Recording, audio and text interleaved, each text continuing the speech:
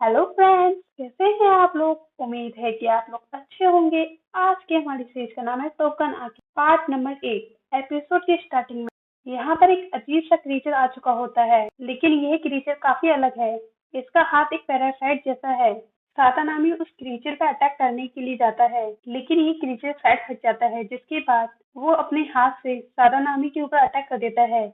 अब ये क्रीचर सादानामी के दोनों हाथ पकड़ लेता है और उसे उठाकर ऊपर से पटक देता है।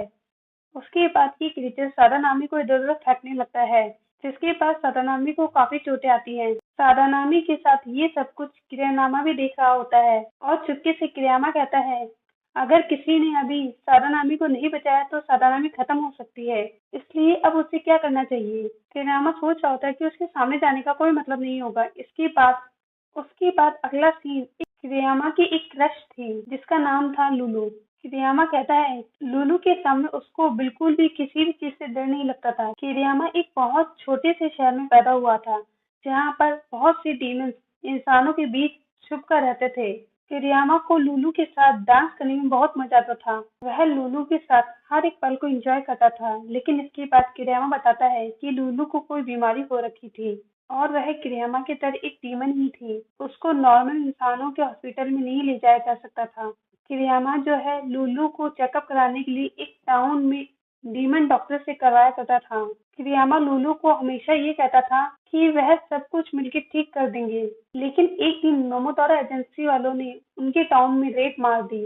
उसी रेडिंग के वक्त डॉक्टर मारा गया और लुलू की तबीयत अब बहुत ज्यादा खराब होने लगी। इसलिए किरियामा लुलू से कहता था कि वे एक दूसरे शहर में जाएंगे, वहां से डॉक्टर लेके आएंगे। लुलू किरियामा से कहती थी वह हमेशा उसको बहुत ज्यादा कूल लगता है और वह बहुत ज्यादा स्ट्रांग भी है, इसलिए वह ये चाहती है कि किरियामा थोड़ी देर तक लुलू के साथ ऐसे ही रहे जैसा अभी है। लेकिन थोड़ी देर बाद किरियामा देखता है कि लुलू अब जा चुकी होती है। अब किरियामा यहाँ पे रोने लगता है। वह बताता है कि लुलू उसके साथ थी।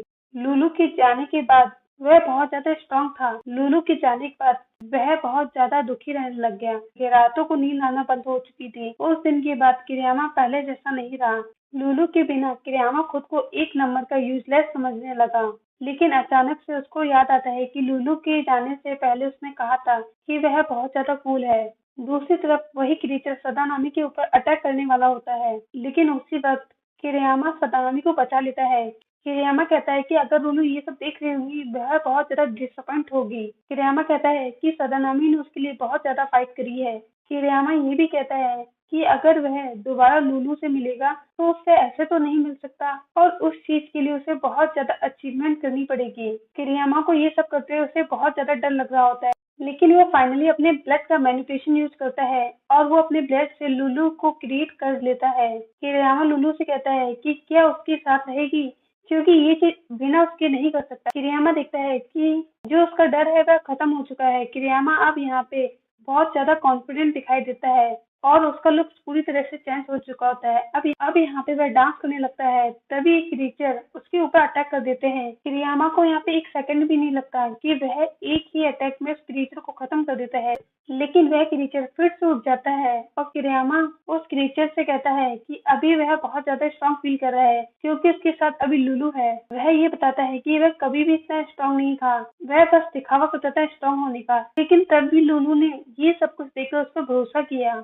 किरियामा अब डांस करते हुए क्रीचर के ऊपर अटैक कर देता है। फाइनली वह उस क्रीचर को ऊपर से लेकर नीचे तक काट देता है। किरियामा कहता है अगर लुलू उस पर भरोसा करती है तो वह कह सकता है कि वह अभी भी बहुत ज्यादा स्ट्रांग है, क्योंकि लुलू उसके ऊपर भरोसा करती है। इस बात से कोई फर्क नहीं पड़ता कि ये सब कुछ एक दिखावा है। अगले सीन में शिकी वो मे से कहता है वहाँ जितने भी मॉन्स्टर थे वे अब जा चुके हैं, लेकिन शिकी मे से पूछता है क्या वह अभी भी डरी हुई है और शिकी उसे बहुत सारी बातें समझाने लगता है। शिकी मे से कहता है कि उसको लड़ना पड़ेगा, लेकिन सबसे पहली चीज उसे करनी होगी शिकी को चेयर करना। शिकी कहता है कि वो भी फाइट करेगा। अब शिकी मे को यहीं रुकने के लिए कहता है और वह ये भी कहता है कि उसे यहाँ पे कोई भी नहीं ढूंढ पाएगा। शिकी यहाँ से जाने लग जाता है, लेकिन मे उससे कहती है कि वो जीत नहीं पाएगा, बट शिकी मे से कहता है कि वह हार नहीं सकता। इसके बाद अगले सीन में नाइटो के यहाँ पे उसके कुछ डीमंस साथी होते हैं। नाइटो को यहाँ पता चलता है कि मेंटली बेहोश था। यहाँ पे डीमंस कहते हैं उन लोगों को बचाने के चक्कर में नाइटो के साथ ऐसा हुआ है, लेकिन अगर नाइटो अकेले होता तो उसके साथ ऐसा नहीं होता। लेकिन नाइटो कहता है ये सारी बातें बेकार हैं, चलो मेरे साथ यहाँ से। नाइटो इन सभी को बताता है कि वह अपने स्टूडेंट के पास जा रहा है। अगले सीन में दिखाया जाता है कि सिकी जो है वह सुबाकिरी के सामने आ जाता है। सिकी सुबाकिरी की यूनिफॉर्म को देखकर कहता है क्या तुम एक मोमोतारो हो? ये तुम्हारा ही नाम है ना सुबाकिरी? सुबाकिरी सिकी से कहता है कि मैं तुमसे दोबारा पूछता हूँ तुम कौन हो? सिकी कहता है कि उसका नाम इचिनो से सिकी है जो कि हर एक मोमो को खत्म कर देगा। सुबाकिरी के चेहरे पे थोड़ी सी स्माइल आती है। यहाँ पे वह कहता है अच्छा तो वो तुम ही हो। सिकी कहता है हाँ, वो ये बात जानता है कि सिकी सुबाकिरी के पावर्स के बारे में वह ये कहता है कि आखिर वो इतना घटिया काम कैसे कर सकता है। वो ये भी कहता है कि जो लोग जिंदा नहीं है उनसे वह ऐसी चीज कैसे कर सकता है। पहले तो सुबाकिरी बहुत ज्यादा सीरियस होकर उसकी बातें सुन रहा होता है, लेकिन इसके बाद थोड़ा हंसकर कहता है तुम तो ऐसे बात कर रहे हो जैसे कि तुम एक इंसान हो। इंसानों की तरह बात करने का हक सिर्फ मोमोतारो के पास ही है। ये मत सोचना कि स्टीमर्स भी ये सारी बातें कह सकते हैं। सिकी को सुबाकिरी की बातें सुनने के बाद उसे बहुत ज्यादा गुस्सा आ रहा होता है। अब सिकी सुबाकिरी की तरफ हथियार दिखा के कहता है कि वह अब उसे नहीं छोड़ेगा। नेक्स्ट सीन में जिन कहीं भाग रहा होता है तभी यहाँ पे योमोगी आती है, उसे रुकने के लिए कहती है। योमोगी जिन से कहती है क्या तुम उस फ्लैशी डीमन से मिलने जा रहे हो?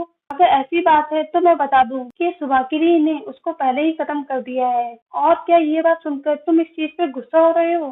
जिन कहता है कि उसको किसी बात की चिंता नहीं है, बस वह अपने बारे में सोचता है। उसके खुद के गोल्स हैं। जिन यहाँ पे कहता है अभी उसके सामने एक मोमोतारो है, वह हर एक मोमोतारो को खत्म कर देगा जो भी उसके सामने आएगा।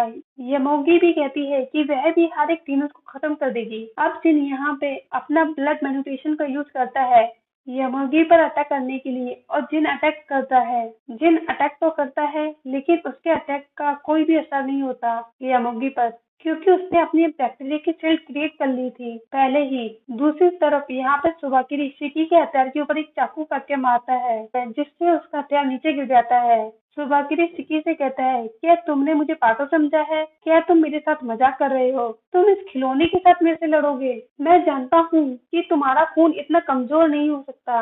इसलिए यहाँ पे सिकी ब्लड मैनिपुलेशन का यूज करता है। वह बहुत बड़ा वेपन बना लेता है। वह इस हथियार से सुबाकिरी के ऊपर अटैक करता है। यह अटैक करने के बाद सिकी कहता है चाहे कुछ भी हो जाए मैं हार नहीं मान सकता। सुबाकिरी सिकी के अटैक से बच जाता है। सिकी सुबाकिरी से कहता है क्या तुम मेरे से डर गए हो? सुबाकिरी कहता है तुम बहुत ज्यादा बोलते हो यार। इसी के साथ बस ये एपिसोड यहीं खत्म होता है दोस्तों। ये एपिसोड आपको कैसा लगा तो मुझे कमेंट में जरूर बताइए। तो चलिए फिर मिलेंगे। Till then bye bye.